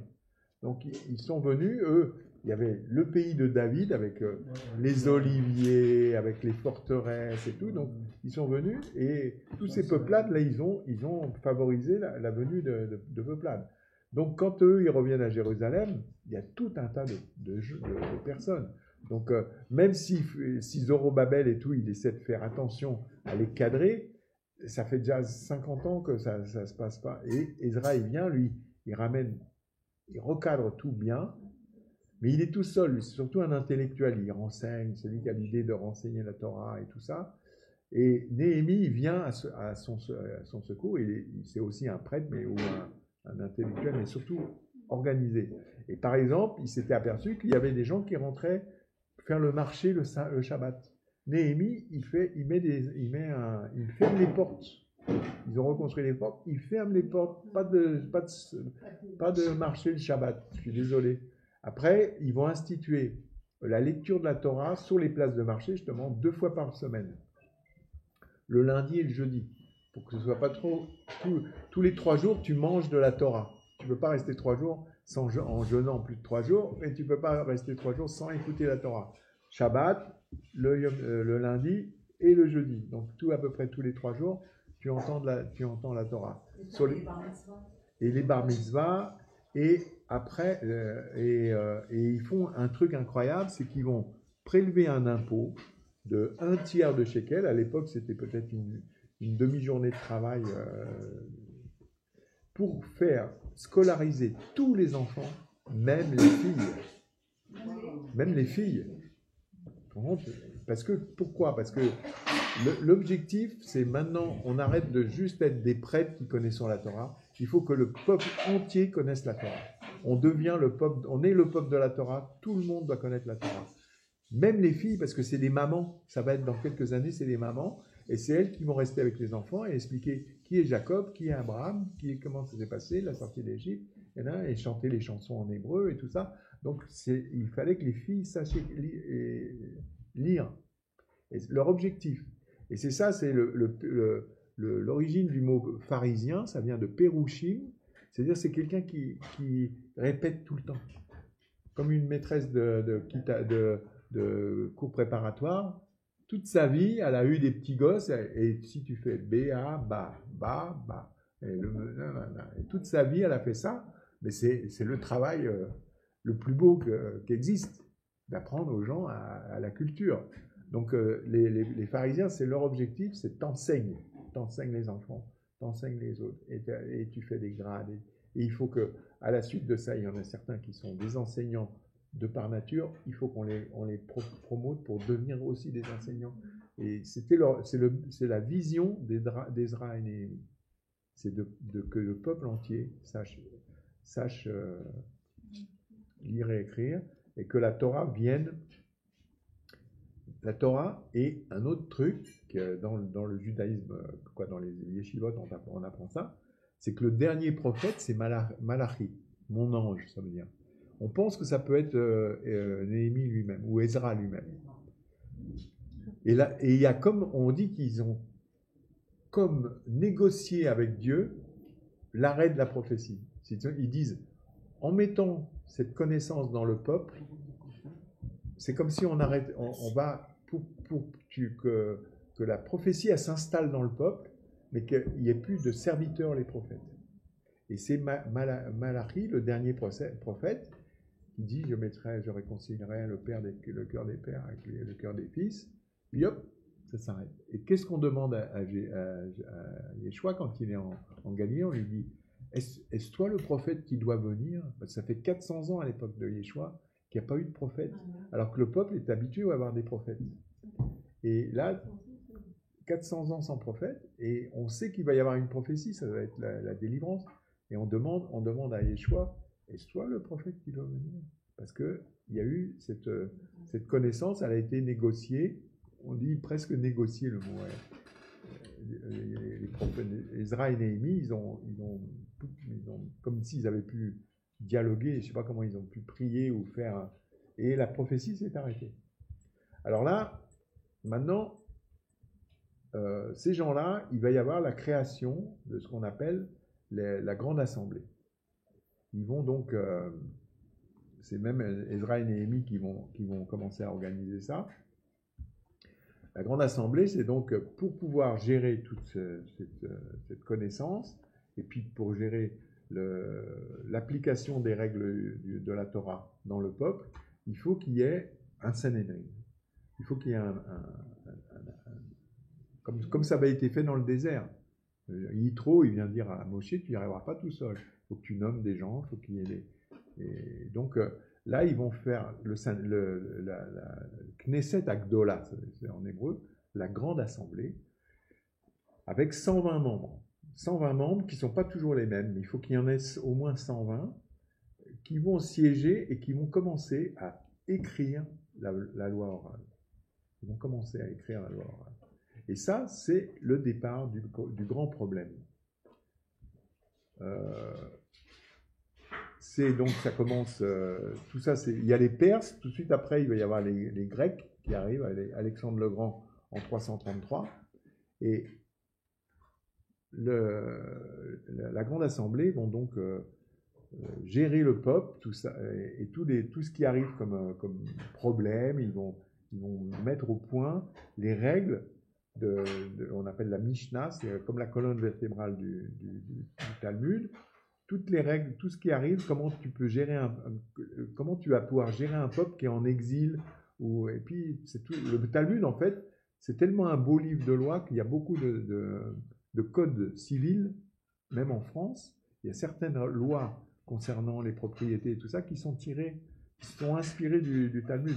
Le Talmud, en fait, ils prennent par exemple les lois considérant la propriété, et ils sont dans la Torah, et ils vont les éplucher et si ton bœuf, il encorne ton voisin, alors si le bœuf, il a écorné pour la première fois, ça va, mais et tu as dédommagé le voisin, mais si ça fait la deuxième fois que le bœuf, il corne quelqu'un, il faut tuer le bœuf. Il faut dénommer, toi, et tout ça, là. Et par exemple, c'est la loi. C'est la loi. Ouais, c'est la loi. Et bien, Ben, ça a été les premiers à faire ça. Et ben, ils se sont inspirés de ça parce que ça n'existait pas encore. C'était, disons que à chaque fois, on discutait de ça. On fallait aller à la porte de la ville et les anciens décidaient et tout. Là, c'est marqué. Et après, par exemple, il y a un exemple incroyable, c'est ils prennent les 4 choses qui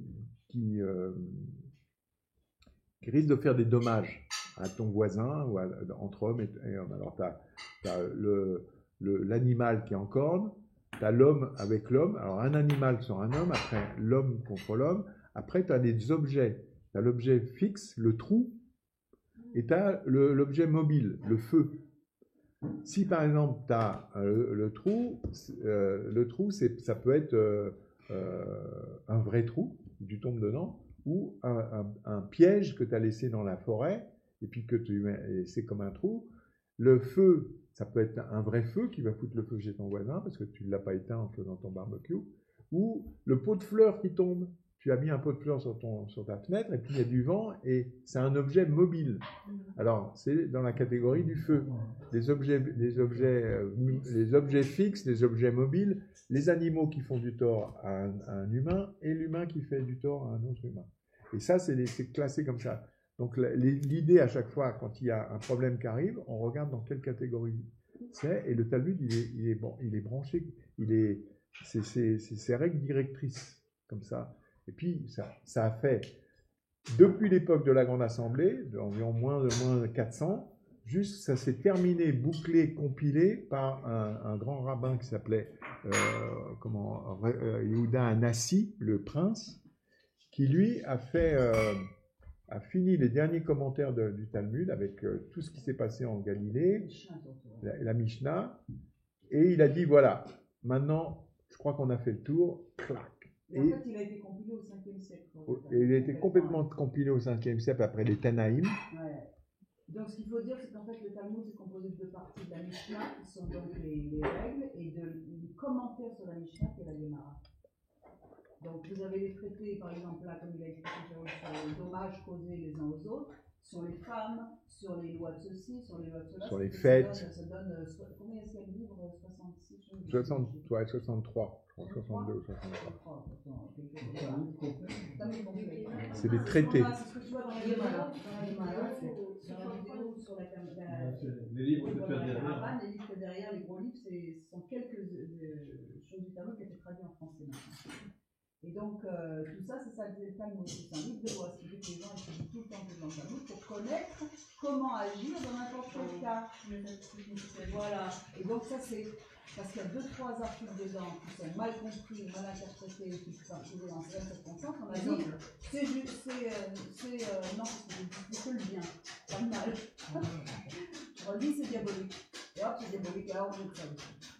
Oui, il y a ça parce qu'il y a des passages sur les Shoah. Il y a des passages qui sont faux. On a étudié à l'université les textes avec des juifs religieux pour montrer que ce n'était pas les mêmes Yeshua dont il est question dans le Talmud. Mais encore une fois, ça a été un coup près, une sentence coup près. Ah voilà, c'est diabolique. Il y a tous les passages. C'est pas les mêmes. Le nom de Yeshua, il faut savoir, c'est Josué. Yehoshua, il est plein de Yehoshua. D'accord? C'est un nom très courant jusqu'à aujourd'hui. Donc, mais il y a encore une différence entre Yeshua et Yehoshua. Non, c'est exactement la même chose. Alors, tu le vois traduit dans Chronique et dans c'est Ezra ou Néhémie, tu le vois au Zacharie, quand il est Yehoshua le prêtre, c'est écrit soit Yeshua en grec, dans la Septante a traduit les 2 noms de la même façon. Donc c'est exactement le même nom. Ouais, c'est le même prénom. Mon ami Moshe, il m'a dit que Jésus était en Égypte, se faire entraîner, apprendre par les sorciers. Il me sort tout. Ouais, ça c'est la fameuse histoire où il y avait un jour. Alors attends, l'histoire. Ouais, le problème c'est ça, c'est que les rabbins enseignent ça. Alors, et que même maintenant, c'est que dans les sphères là-haut, dans de la boue, les dalles en train de bouillir pour ticouner. Ouais, non, c'est sûr, c'est que il y a plein d'histoires. Ce Jésus en question, Yeshua en question, d'abord il était 2 siècles avant celui-là, mais bon. Mais il était fils d'une prostituée, mais il était très intelligent, il avait réussi à voler le nom sacré, il se l'était gravé sous la peau. Et donc, quand il allait près du temple, il disait des mots, et il y avait des miracles qui se faisaient, des trucs de dingue. Et du coup, bon. De toute façon, oubliez ouais, c'est pas grave. Hein. Focaliser sur. Il y a des textes intéressants, c'est ceux de Madame Alice que vous trouvez. Oui, la Lisa Lecker, tout à fait. Qu'est-ce qu'ils disent? C'est des brillant en tout cas. Oui. Alors, les évangiles qui maintenant, je vais continuer d'accrocher. Maintenant, je vais continuer parce que c'est un peu l'autre fois, 2 fois je vous ai parlé de ça, des histoires d'où viennent les Sadducéens et le conflit qu'il y a entre les Sadducéens et les pharisiens. C'est un des conflits qu'il y avait à l'intérieur du peuple à l'époque de Yeshua, qui avait commencé avant. C'est suite à ça, c'est suite à cette histoire de le Sanhédrin qui écrit la loi orale et qui fait la Mishnah. Alors, ça se passe à la fin de l'Empire perse. D'un seul coup, il y a l'Empire grec qui arrive, Alexandre le Grand, moins 33. Hein, non, moins 330. Moins 333, Alexandre le Grand qui arrive. Et puis, donc, Alexandre le Grand, d'ailleurs, il y a même un midrash qui dit que Alexandre le Grand, qui était donc un jeune général très brillant, macédonien, donc en haut de la Grèce, là-bas, et il était à 19 ans, il était déjà chef d'armée, il arrive, il fait une campagne incroyable, et c'était un type quand même assez perturbé quand même, et il faisait des rêves. Dans un de ses rêves, il voyait un très beau vieillard, très joli, un mec très digne, avec une grande barbe blanche, super bien habillé, et à chaque fois qu'il voyait cet homme dans ses rêves, ça le calmait et il dormait. Alors, et quand il a fait la prise quand il est arrivé en Galilée, quand il est arrivé en direction de Jérusalem, il y avait d'ailleurs les Samaritains qui l'excitaient, qui disaient « Ouais, il y a les Juifs là-haut, ils sont en train de reconstruire le temple. » Lui, il était parti pour faire une grosse campagne. Et il y a Shimon Hatzadik, donc on le voit dans le Nouveau Testament, mais c'est 200 ans plus tard, Simon le Juste qui vient voir Jésus quand il est au baptême, quand il est présenté au temple. Et donc, Shimon Hatzadik, c'était le président du Sanhédrin, le grand prêtre du Sanhédrin, qui voit l'armée d'Alexandre le Grand arriver, et il va à pied avec ses autres prêtres, habillé en grand prêtre, et il arrive dans le champ de bataille qui est en haut de Tel Aviv, à la sortie qui s'appelle Rosh Haïn.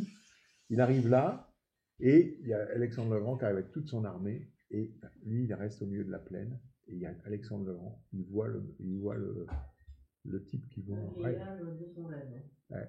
Et il descend de son cheval, il va le voir, et il lui dit « Qui es-tu » Il dit « Je suis le prêtre de Jérusalem. » Il dit « Je t'attendais. » Alors Alexandre le Grand, il dit « On tue personne ici. » Et donc, quand Alexandre le Grand il est arrivé, pendant le temps et un petit peu après, il y a eu la paix.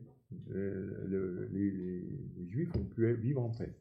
Mais Alexandre le Grand, il va mourir très jeune, et son empire, il va être coupé en deux. Il va laisser le Cid et les Ptolémées. Et eux, la nouvelle province de Moyen-Orient, là, cette nouvelle province, ils vont la couper en deux. Alors les Ptolémées, comme c'est des Grecs, ils vont aller s'installer chez les pharaons d'Égypte, en Égypte, et ils vont trouver cette mythologie égyptienne géniale. Et c'est pour ça que, par exemple, Cléopâtre, c'était une Ptolémée, c'était la dernière, elle parlait grec, hein, c'était une des premières à parler égyptien, mais elle s'en foutait. C'était des Grecs, en fait, qui s'étaient installés dans les dieux égyptiens.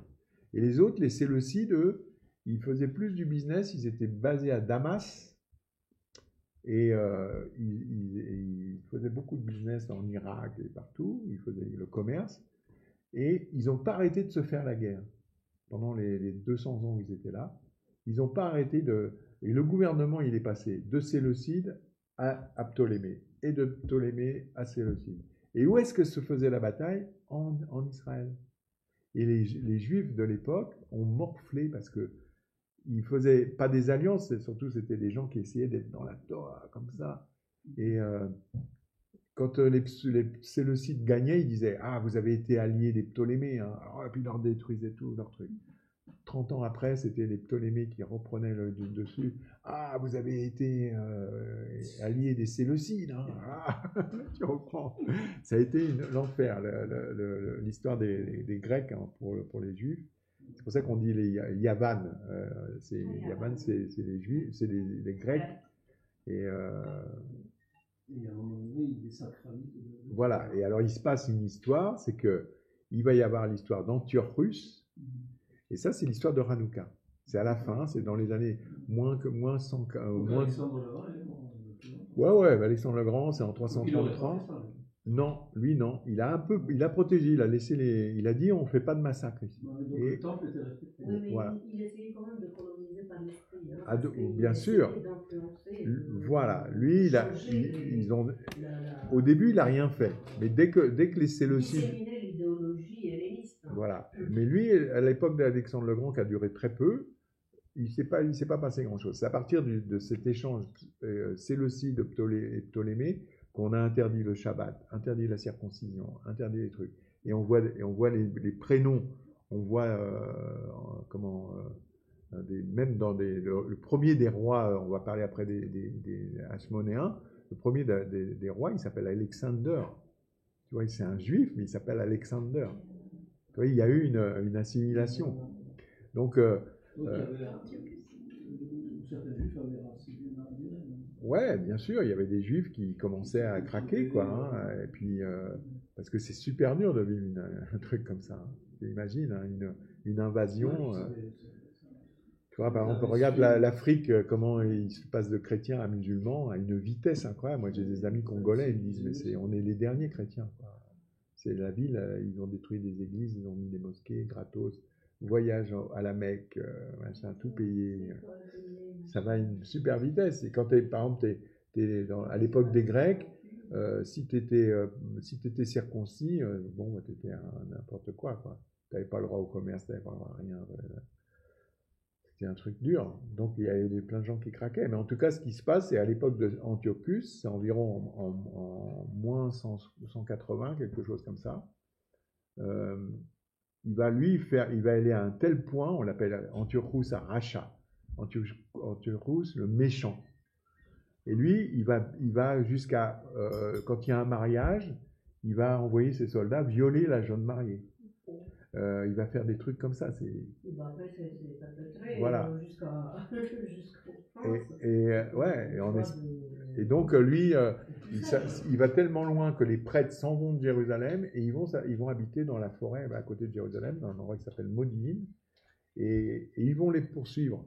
Et ces gens qui sont des prêtres, un jour, il va y avoir ils continuent de faire des sacrifices et tout, ils continuent d'essayer dans la Torah. Il y a une cohorte de Grecs qui arrive, et le type, il prend un cochon, alors qu'ils sont en train de faire le sacrifice de Pessah, il prend un cochon, il le fout. Et le prêtre, il ne sait pas ce qu'il lui prend. Il prend l'épée du mec, il le transfère. Et là commence la guerre. Il y a une guerre entre les Grecs et ce qu'on appelle les Hasmonéens, les Maccabées, la guerre des Maccabées, qui est un livre incroyable, il faut le lire, hein. Maccabées. Et c'est bien Maccabées. Il y a les histoires de cette guerre, et eux, ils sont pas guerriers, mais ils redeviennent les soldats du roi David, quoi. Ils sont super forts, ils arrivent. Et en même temps, dans l'Empire grec, il y a des problèmes. Alors, les Grecs, ils sont obligés d'envoyer certaines de leurs armées là-bas. Et les Maccabées et les Hasmonéens, après 7 ans de guerre, ils vont réussir à chasser les Grecs. Et il va y avoir donc le premier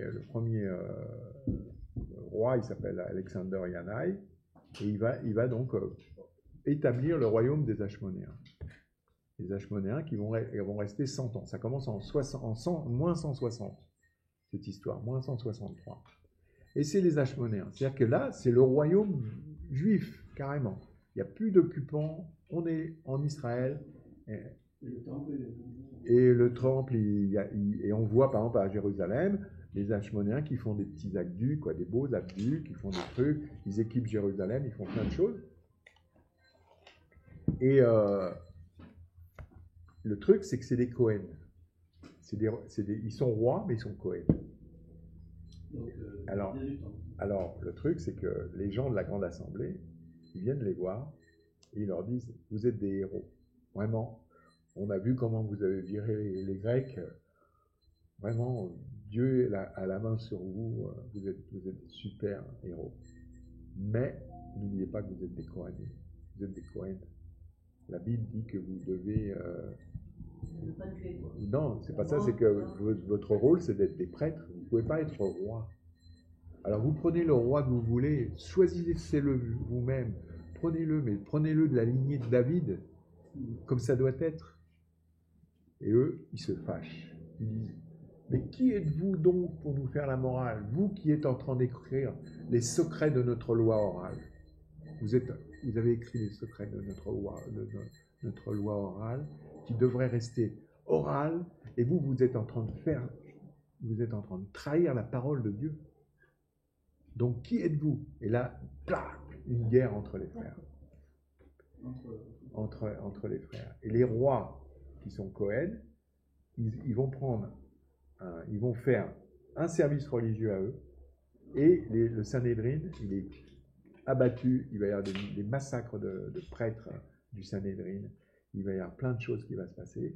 Et le prêtre principal des rois Kohanim, là, il s'appelle Tsadok. Et lui, il dit, ne vous inquiétez pas, c'est vrai ce que vous avez dit, ils n'ont pas à écrire la loi orale, c'est un blasphème de faire ça. Nous devons rester ceux qui gardons la connaissance, et nous dirons au peuple ce qu'il a à savoir.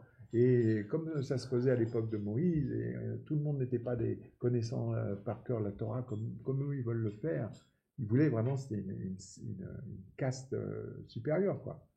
Et le prêtre Tsadok, ça devient les Tsadoukim, les Sadducéens. Et eux, ils ne croient pas à la loi orale. Et depuis moins 160, ça a commencé la guerre. Et jusqu'à l'époque de Yeshua, après il y a les Romains qui arrivent. Et là, on est encore. Ça se passe, le royaume hachmonéen, c'est en moins 163. Et ça commence peut-être en moins 150. Le conflit interne entre alors qu'ils sont un royaume.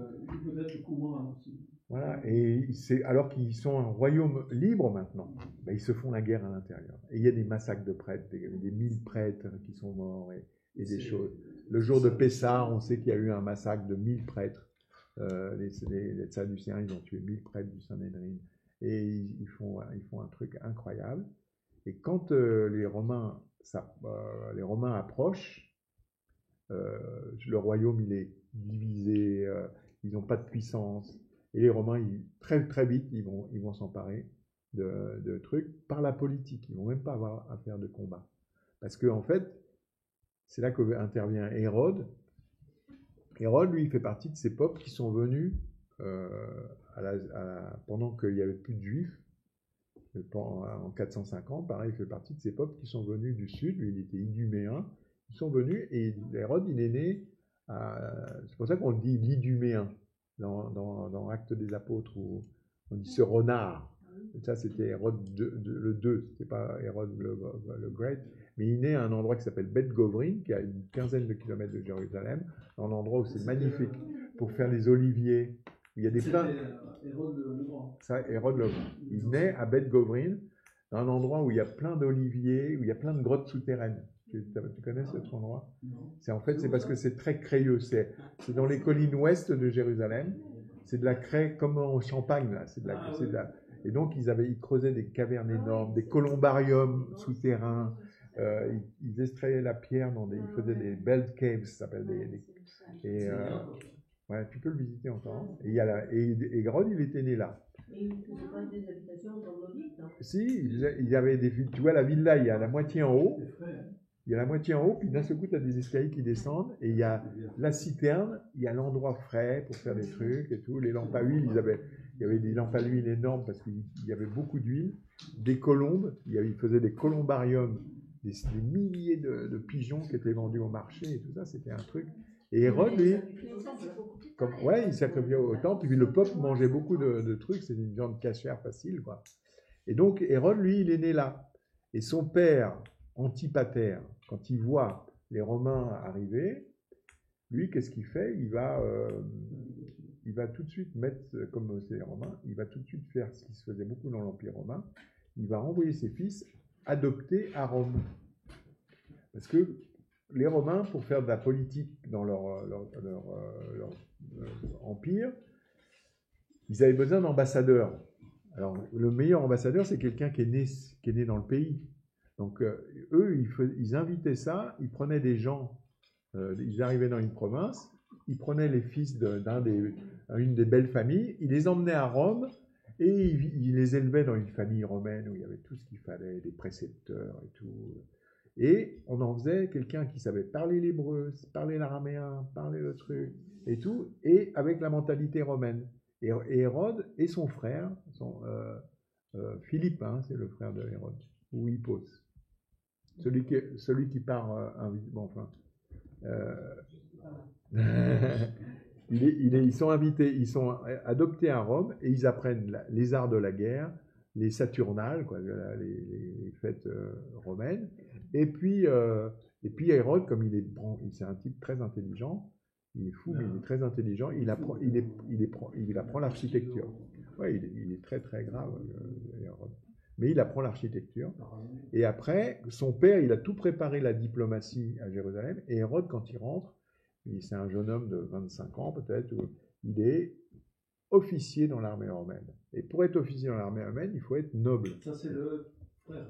Non, ça c'est Hérode. Hérode le Grand. C'est le frère, c'est le fils d'Antipater, mais il s'appelle Hérode. Donc, Hérode le Grand. Donc il fait ses armes à Rome. Ouais.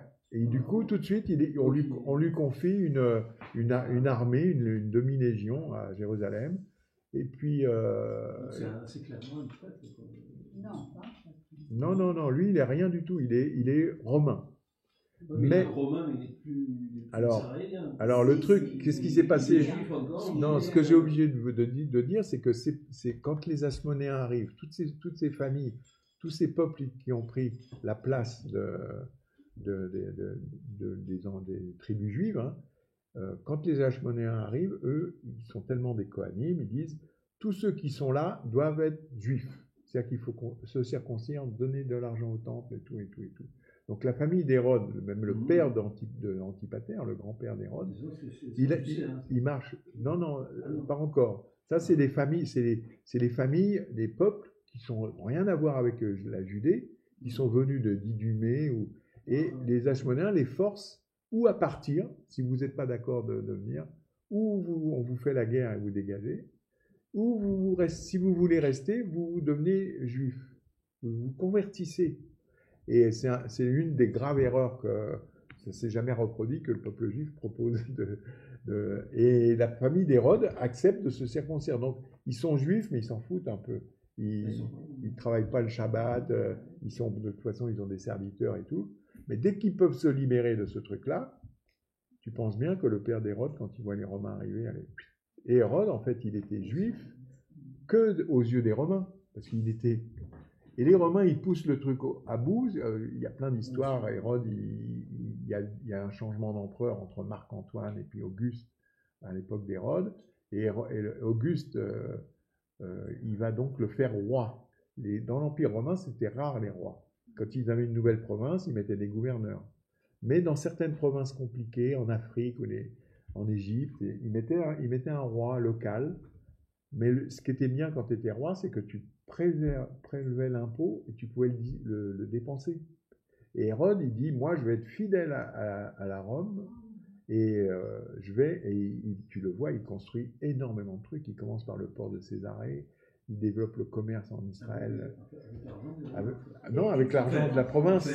Avec l'argent de la province. Et il est nommé roi de Juda. Et pour les Juifs, c'est pas possible. C'est un titre de l'Empire. Voilà. Mais au niveau du judaïsme, c'est pas possible. Un roi de Juda, il faut qu'il soit de descendance de David. Ça peut pas être un type qui vient d'Arabie Saoudite. Tu vois. Donc lui, Hérode, il est schizophrène, il est double personality et tout. Il sait que le peuple ne l'aime pas. Il sait que le peuple ne le reconnaît pas comme roi. Donc il est faire la restauration de l'âme. Ouais, il est extrêmement violent. Et donc, par contre, il a un truc pour lui, c'est que il a 40 000 ouvriers payés. Il fait tellement de choses en Israël. Il construit César, il construit le mont du Temple, il construit des aqueducs, il construit des trucs. Il fait marcher l'économie. 40 000 ouvriers payés, c'est-à-dire chaque ouvrier, il avait deux serviteurs, 4 esclaves. Il faisait vivre tout le pays par son action, quoi. Donc il était très méchant, mais le peuple mangeait. Quand il meurt en l'an 0 ou 2, on ne sait pas exactement. En tout cas, c'est lui qui, dans les Écritures, c'est lui qui persécute Jésus. Ouais, mais c'est lui qui persécute Jésus à la naissance de Jésus. C'est Jésus qu'on sait pareil.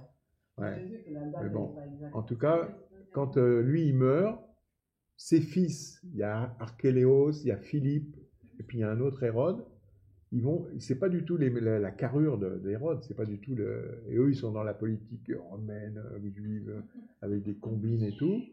Ils ont même essayé de le faire tuer, le Hérode et tout. Donc les Romains ils aimaient bien ça en fait. Hein. Ils aimaient bien ces genres de pourris comme ça. C'est comme ça que ça marchait la politique romaine. Et donc eux ils disent non, eux ils sont pas capables d'être rois comme votre père, donc ils vont remettre des gouverneurs. Et d'un seul coup, le travail à Jérusalem et le travail en Galilée,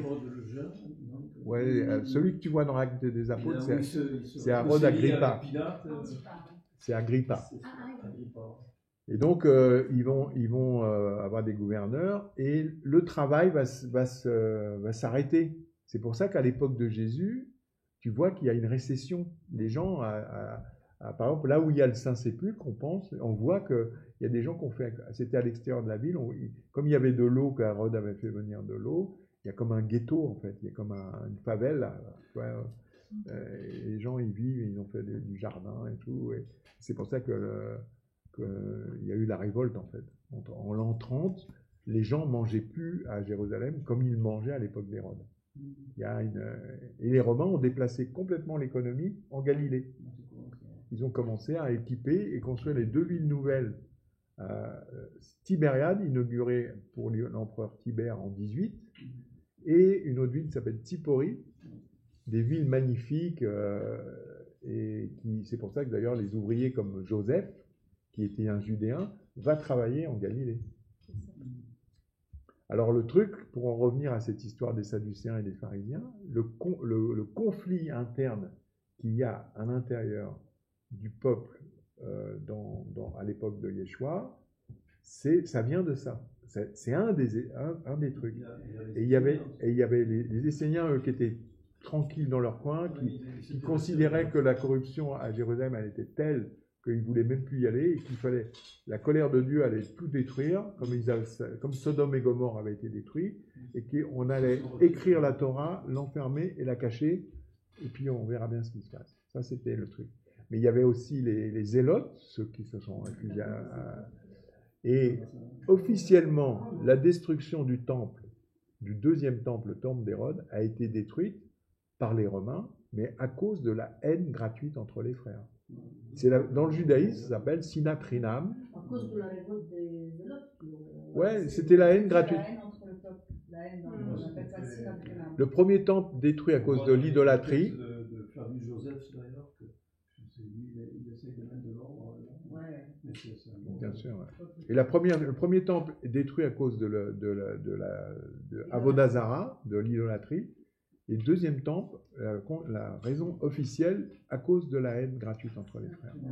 C'est ça qui fait à chaque fois. Et donc, c'est ce qui ressort quand tu lis les évangiles. Tu vois qu'il y a les Sadducéens et Paul, lui, il était pharisien. Alors, parmi les pharisiens, il y avait les bons et les vrais pharisiens qui étaient descendants de la grande assemblée. Et il y a ceux qui faisaient du business avec les Romains, qui servaient au temple. Et donc, il y avait les pharisiens qui étaient propres juges et tout. Et puis, il y avait le pharisien comme Yeshua, c'était un pharisien. Son objectif, c'était d'enseigner la foule. l'apôtre Paul, il dit, je suis pharisien, né de pharisien, hébreu, né d'hébreu, circoncis le 8e jour et tout, il est pharisien. Parce que son truc, c'est d'enseigner. Il est dans une famille. Non, il était pharisien. Il est pharisien. Encore, on va encore lever un lièvre ici, encore une fois. C'est que les pharisiens, c'était ceux qui étaient le plus proches de la parole de Dieu. Les disputes que Yeshua il a été pharisien. Non, pas du tout. Les Esséniens. Non, les Esséniens, on en parlera après. Si tu veux. Pharisiens et Sadducéens. Les Sadducéens étaient profondément corrompus. Ouais. Et ils étaient centrés sur une élite qui se servait juste au temple. Le petit peuple qui. Les pharisiens, eux, c'était ceux qui enseignaient le peuple, qui étaient la plus proche, leur doctrine était la plus proche de la vérité. Et Paul dit, je suis pharisien. Et Yeshua, il se disputait avec eux, justement, parce qu'il leur disait, vous ne mettez pas en pratique tout ce que vous devez en pratique. C'est-à-dire qu'il y avait une caste qui, eux, bon, l'homme est l'homme, tu vois. Voilà, ça roulait.